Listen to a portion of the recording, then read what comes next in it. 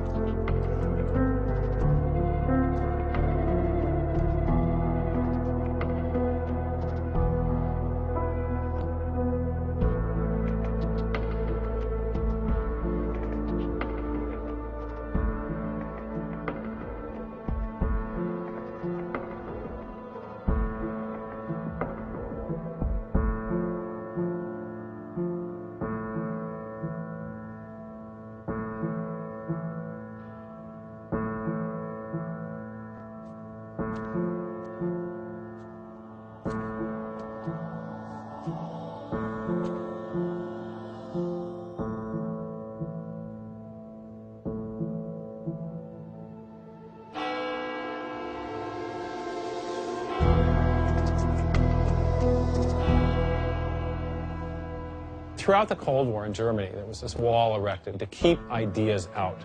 It was erected by people who held an ideology, that were afraid of a competition from other ideas that would come into their society. And what we're seeing happening in science today is very much like that. But I think that's just a strategy for protecting a failing ideology from competition. America didn't become the great nation that it is by suppressing ideas. It progressed by allowing freedom of speech and freedom of inquiry. Thomas Jefferson got it right when he wrote, "We hold these truths to be self-evident, that all men are created equal, that they are endowed by their Creator with certain unalienable rights, that among these are life, liberty, and the pursuit of happiness." Hundreds of thousands of Americans have given their lives to protect these values, but now they're under threat once again. It wasn't just scientists who were being expelled. It was freedom itself, the very foundation of the American dream, the very foundation of America. If we allowed freedom to be expelled in science, where would it end? The Darwinian establishment is so massive and so entrenched, it appears impenetrable. I couldn't bring it down myself, but I could at least confront those who had expelled the scientists I'd met. What would you say if you had Eugenie Scott sitting next to you? What would you say to her? I would ask her, by what authority does she and those like her presume to declare what is and is not science? You know, he's sort of made himself martyr of the day.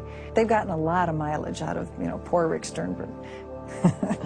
And we got lip service from the leadership of the Smithsonian, but I didn't feel they ever followed through.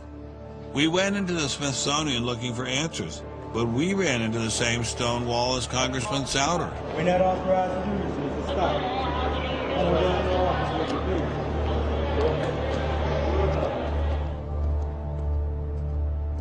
He said, nonetheless, you have to be disciplined, and I lost my job.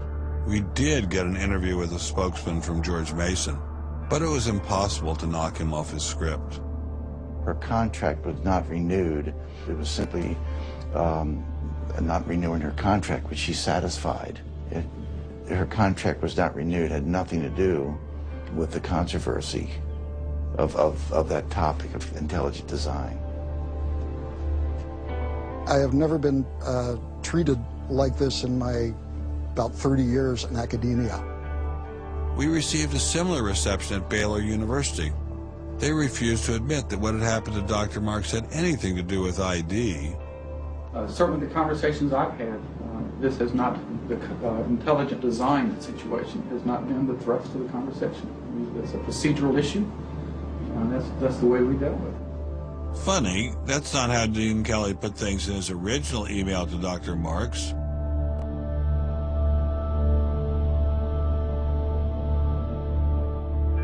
I'm not mixing my religion with my science. The questions that I ask in my intelligent design research are perfectly legitimate scientific questions. At least the top guns at Iowa State were willing to own up to their actions. What we wanted to stop is the use of the name of ISU to validate intelligent design elsewhere. And we did succeed. I really think a lot of Guillermo. He's a great guy. So, I mean, that's why I'm kind of disappointed, all right, that he should have just left this alone. So, in my opinion, should have just left it alone. Dr. Hauptmann elaborated further on his great regard for Gonzalez. This is quoting an email from you to Mr. Avalos. You say, "Sometimes it is just best to ignore idiots," in reference to Guillermo. And then the religious nutcases should be challenged at every opportunity.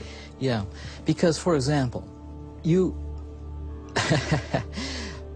in that case, I'm thinking more of, say, the creationist crowd who claims that God put all the animals on an ark and that's it, all right? That's where all of our animals came from today. That's crazy, okay? You shouldn't be insulting even children with that kind of thing. So these are the idiots, all right? They've always been around. They've always been around. Going after the perpetrators in each of these cases wasn't getting me anywhere. So I reconnected with Dr. Berlinski and Dr. Schroeder to see if they had any advice.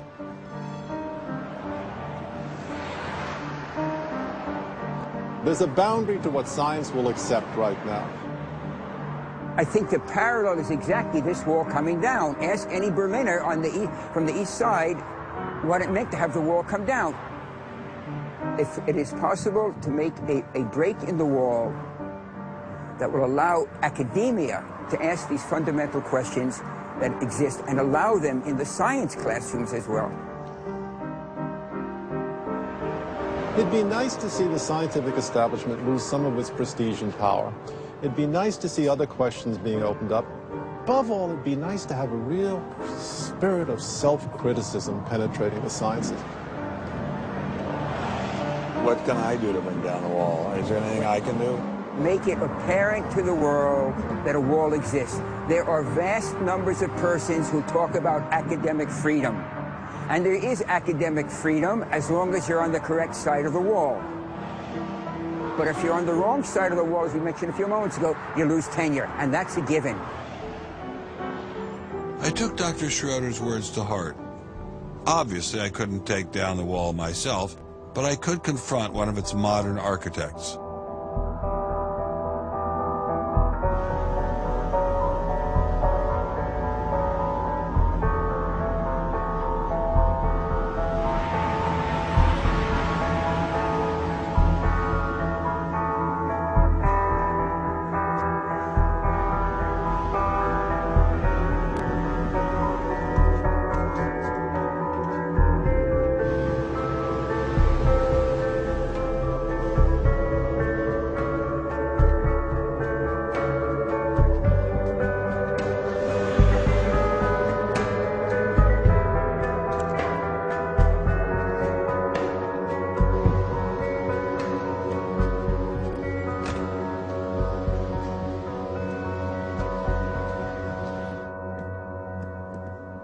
Hello, Professor Dawkins. How are you?